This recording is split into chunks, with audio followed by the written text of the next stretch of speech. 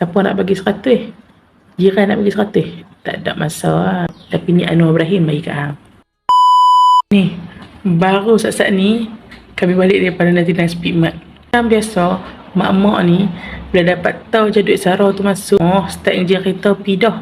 Untuk makluman semua, hari ni 9 hari bulan Februari, Sarah one off RM100 dah dikreditkan dekat semua pemegang MyCard yang layak terima manfaat ni. Banyak juga yang boleh beli. Ada yang beli liquid deterjen, ada yang beli Maggi, yang beli minyak masak. Macam-macam benda yang boleh dibeli menerusi manfaat ni.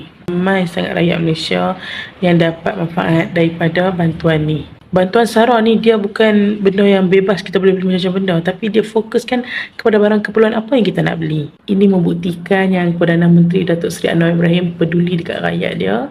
Dia nak rakyat dia menerima manfaat yang memanfaatkan diri mereka. So, kepada semua rakyat Malaysia, manfaatkanlah sebaiknya bantuan yang Kerajaan Madani dah bagi sekarang. Awal-awal lah hampa pergi tebus sebelum jam supermarket yang ada. Awal-awal lah hampa pergi stock up apa punya kelengkapan kering hampa nak sambut puasa. Siapa nak bagi 100? Jiran nak bagi 100? Tak ada masalah.